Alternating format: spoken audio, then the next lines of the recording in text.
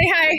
Hey. Hey, Hey, guys. well, hello, Hey. This is the surprise of a lifetime. Yeah, that's right. Looks like you're just chilling, my friend. You're in a good spot. All right. Tell Lindsay, Say- tell Lindsay you just need a bowl of ice cream, huh? Tell her to get going. Oh, yeah. and a sandwich. That's right. And a sandwich. That's right. What a beautiful family you and Lindsay have created. Yeah, And, Thank power you. continue to work so hard, have your individual roles of what this life has created for you. Yeah. Life is amazing. Life is a funny thing. Yeah, Yeah. you guys are awesome. We're inspired by your Yeah. courage, both of So you. inspiring. Thank you. Thank you. You guys have such recognizable beauty Yeah. and joy Yep. that it just transcends You- the Thank screen. you. And You guys are everything. making us feel all good.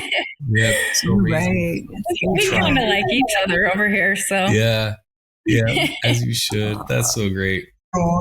Going on a quarter of a century. No Well, kidding. well, no. I mean, like, it's well, we're 23 years married. 23 years. We're almost there. Almost. Almost a quarter of a century. That's I was fantastic. 24. Wait, are we almost 24?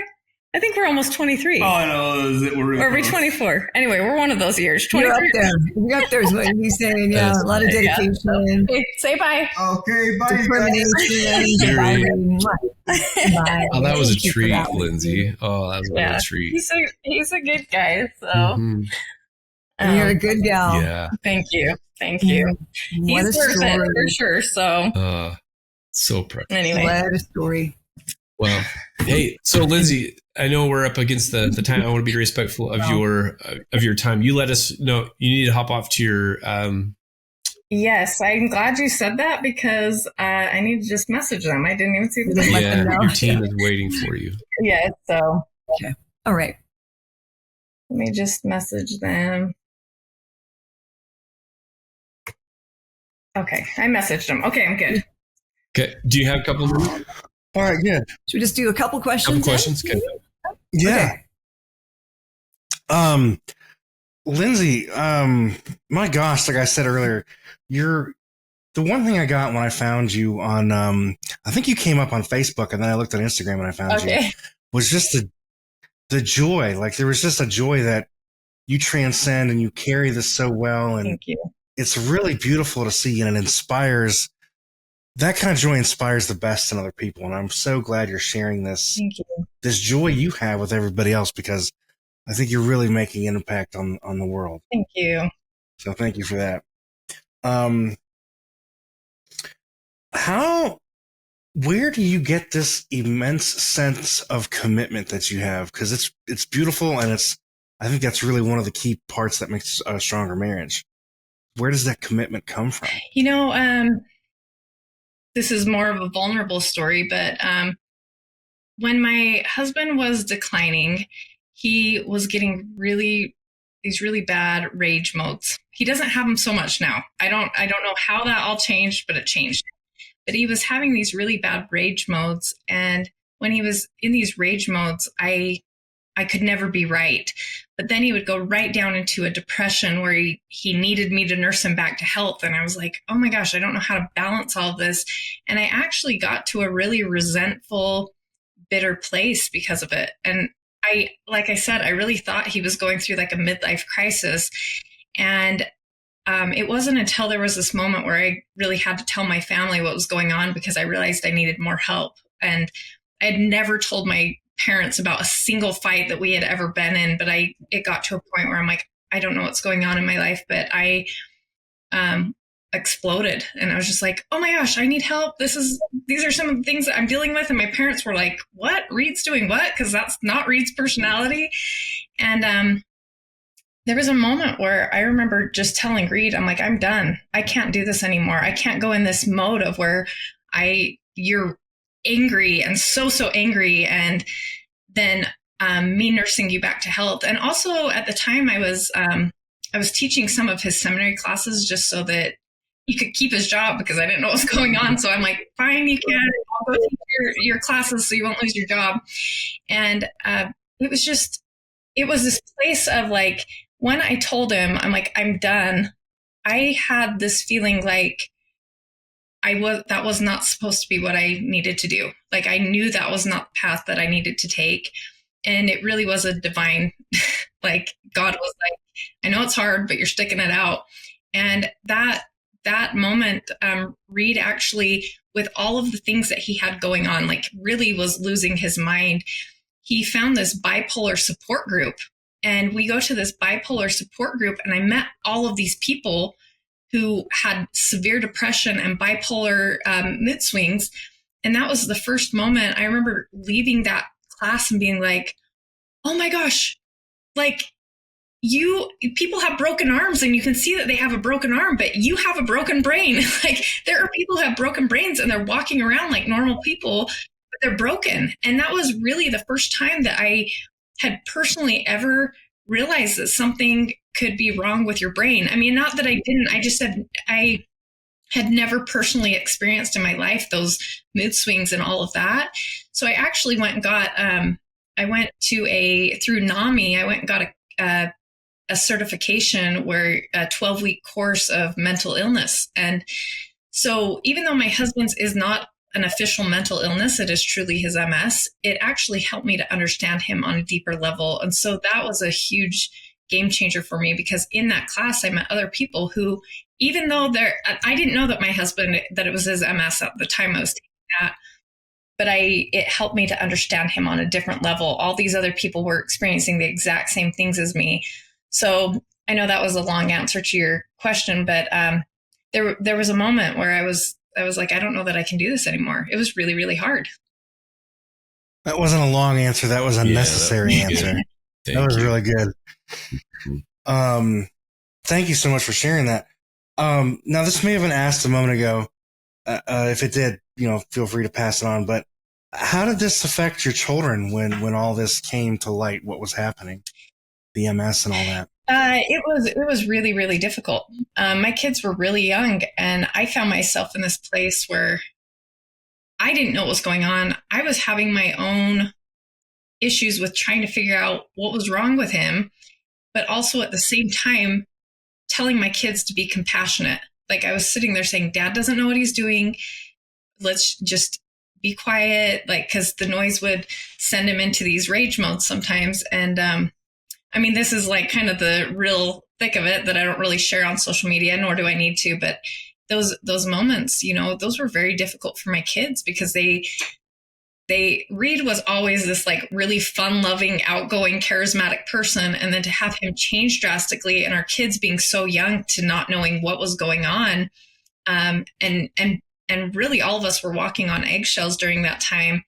So it was a balance where I was trying to keep my kids' emotions at bay, keep my own emotions at bay, try to figure out everything. But really keep everybody safe, because I could tell that my husband was doing things and saying things that were really out of character for him, and just trying to figure out what was going on. And so it was really hard for them. But surprisingly, as they've gotten older and they've really learned, they don't remember some of those bad moments. That's what I was going to say, is they don't remember those bad moments, but also kids are so much stronger than we think they are.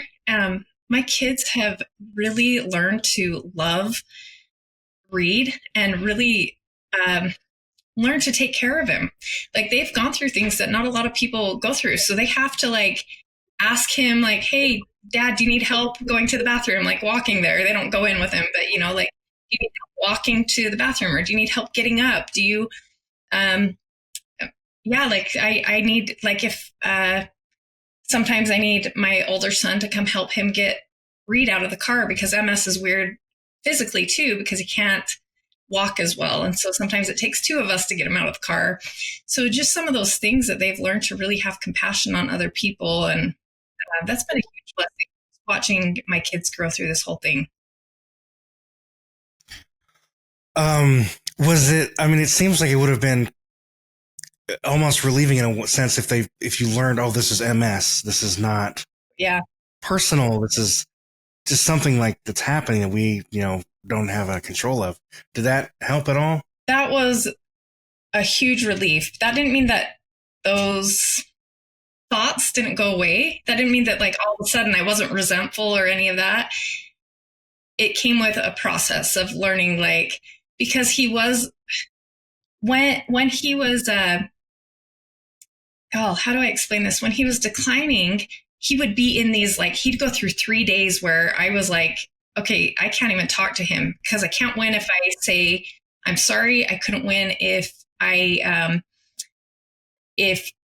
I tried to reason with him. It was actually a little bit terrifying. And he'd tell like my siblings or his siblings, like, oh, she's being relentless. And I'm like, no, I was just trying to have a conversation. Like, it was literally like nothing. And it was just like this moment of like frustration. But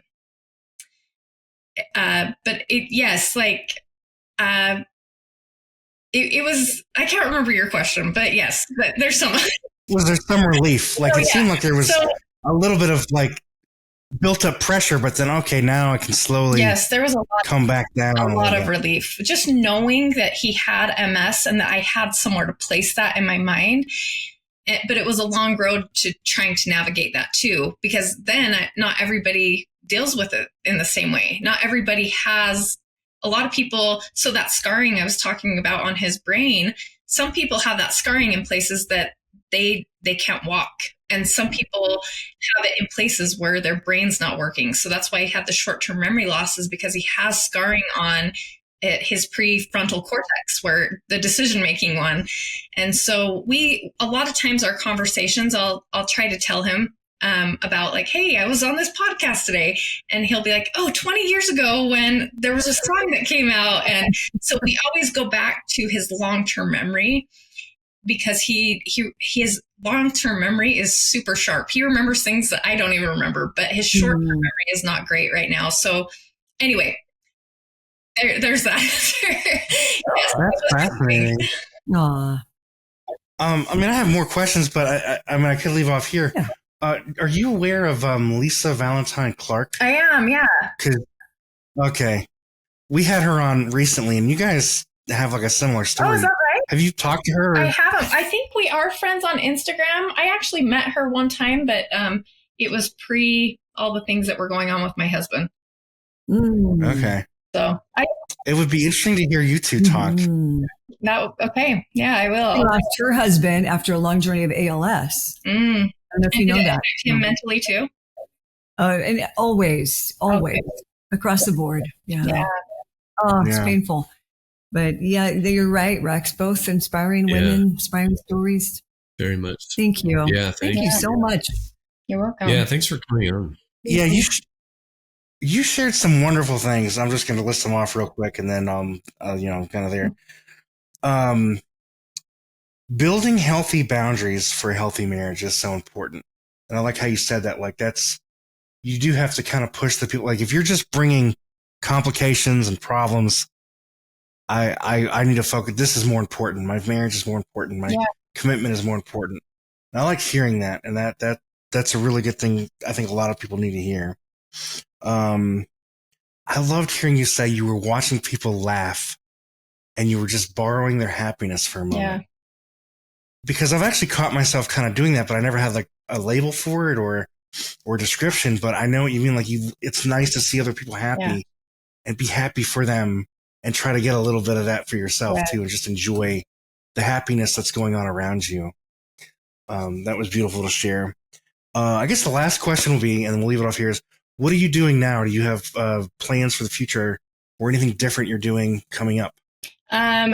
Like business-wise or what?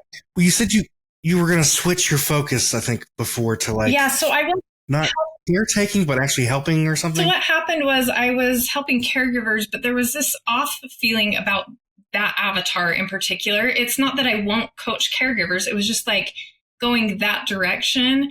It just felt slightly off. And then I was like, I have learned so much about how I think we all should be posting our stories on social media. That's my personal opinion, because I realized the impact each one of us can have. I would have never thought that even some of the things that people will reach out to me for, that I'm like, I would have never thought that post made an impact on someone. It was one that I probably just like, I had no makeup on and probably had no bra on. I was just like, oh, hurry and make a post.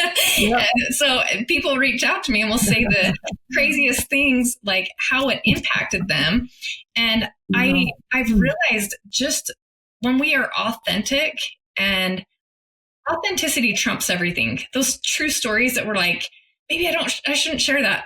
Share those. Those are the things that people need. There is somebody out there waiting for you to share that story. And so when just to go back to your question, is I started getting really passionate about helping people share their stories. And so I started doing that. And as I started doing that, I feel like there are these little callings. I would have never guessed that these are callings, but those little feelings is like, when God's done with that first calling, he'll move you to the next, because you needed the experience in the first calling. And if you never stepped into it, you wouldn't be able to fulfill the next calling. So this next calling was really just to help people to who are alone, who feel alone in their own marriages, and to help them with their relationships, especially with themselves. That is what I realize across the board with people in marriages, is that they aren't taking care of themselves emotionally first. And that could be a decision that maybe leads them to a place that marriage isn't working out, but it could also lead them to a place where they strengthen their marriage. And so whatever it is that I can help them with, I'm a promoter of keeping families together, but also at the same time, there's situations that people are just sticking it out because, and they're really, really unhealthy. And I've realized there's a lot of lonely people in marriages. And so that was kind of an eye-opener, that there's a lot of lonely people in marriages, and they're just sticking it out, but they could make their marriage so much better if they just worked on themselves and loving themselves. Yeah. Beautiful. Well said and beautiful. Thank you. Any other questions, guys? No, thanks again, Lindsay. You've been very generous with your time, and very inspiring. Thank you. Thank you. Thanks for having me on. Thanks for joining us today. Hey, do us a favor and take a second to subscribe to our podcast and the Utah Marriage Commission YouTube channel at Utah Marriage Commission, where you can watch this and every episode of the show. Be sure to smash the like button, leave a comment, and share this episode with a friend. You can also follow and interact with us on Instagram at Stronger Marriage Life and Facebook at Stronger Marriage. So be sure to share with us which topics you loved or which guests we should have on the show next. If you want even more resources to improve your marriage or relationship connection, visit strongermarriage.org, where you'll find free workshops, e-courses, in-depth webinars, relationship surveys, and more. Each episode of Stronger Marriage Connection is hosted and sponsored by the Utah Marriage Commission at Utah State University. And finally, a big thanks to our producer, Rex Polanis, and the team at Utah State University, and you, our audience. You make this show possible. The opinions, findings, conclusions, and recommendations expressed in this podcast do not necessarily reflect the views of the Utah Marriage Commission.